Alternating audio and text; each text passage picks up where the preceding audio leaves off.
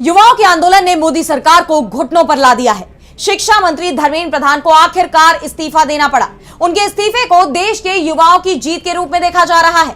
जंतर मंतर पर जश्न का माहौल है और इस बीच सरकार और सीजेपी के बीच एक बार फिर बातचीत हुई और इसके बाद सीजेपी ने बड़ा ऐलान किया है। तो कैसे युवाओं के आगे झुकी मोदी सरकार, जानने के लिए देखिए ये रिपोर्ट। युवाओं की जिद के आगे मोदी सरकार हार गई। युवाओं के आंदोलन ने शिक्षा मंत्री धर्मेंद्र प्रधान को इस्तीफा देने पर मजबूर कर दिया। प्रदर्शन के 36वें दिन आखिरकार प्रधान ने पीएम मोदी को इस्तीफा सौंप दिया है। इसके साथ ही उन्होंने युवाओं के नाम एक खत भी जारी किया, जिसमें उन्होंने लिखा, मेरे युवा साथियों, मैं पिछले 4 दशकों से अधिक समय से छात्र, शिक्षक और शिक्षा सुधार के लिए समर्पित रहा हूं। मेरा ये भरोसा रहा है कि एक सशक्त, समावेशी और दूरदर्शी शिक्षा व्यवस्था ही सशक्त राष्ट्र की आधारशिला होती है। जंतर मंतर पर और देश में जो हालात बने हैं, इसका राष्ट्र विरोधी ताकतें लाभ न उठाएं। देश की एकता बनी रहे। भारत के एक भी विद्यार्थी का भविष्य कानूनी पेचीदगियों में ना उलझे। हमारे बच्चे अपना समय पढ़ाई में लगाएं, करियर बनाने पर फोकस करें। इस पर विचार करते हुए मैंने अपना त्यागपत्र प्रधानमंत्री को भेज दिया है।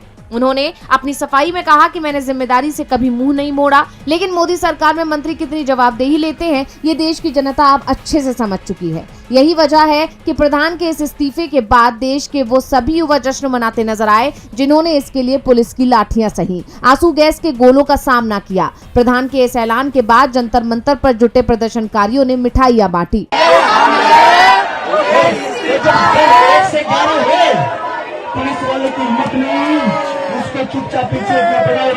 इस आंदोलन का नेतृत्व कर रही कॉकरोच जनता पार्टी के फाउंडर अभिजीत दीपके ने इस्तीफे पर तो खुशी जताई ही, साथ ही ये भी याद दिलाया कि हमारी 2 और मांगे हैं। हम ऐसे नहीं चलेंगे। जिन बच्चों ने अपनी जान ली है, उनके परिवारों को 1 करोड़ रुपए का मुआवजा मिलना चाहिए। और दूसरा, ये पुलिस वाले गुंडे जिन्होंने 20 तारीख को एक्शन लिया, इसके लिए पुलिस अफसरों पर एक्शन होना चाहिए। उन्होंने सरकार को चेतावनी देते हुए कहा कि याद रखना, कॉकरोच से पंगा मत लेना। झुकती है दुनिया और इस देश के युवा ने दिखा दिया है, अगर वो एक साथ आ जाए तो किसी को भी झुका सकती है, किसी का भी इस्तीफा ले सकती है।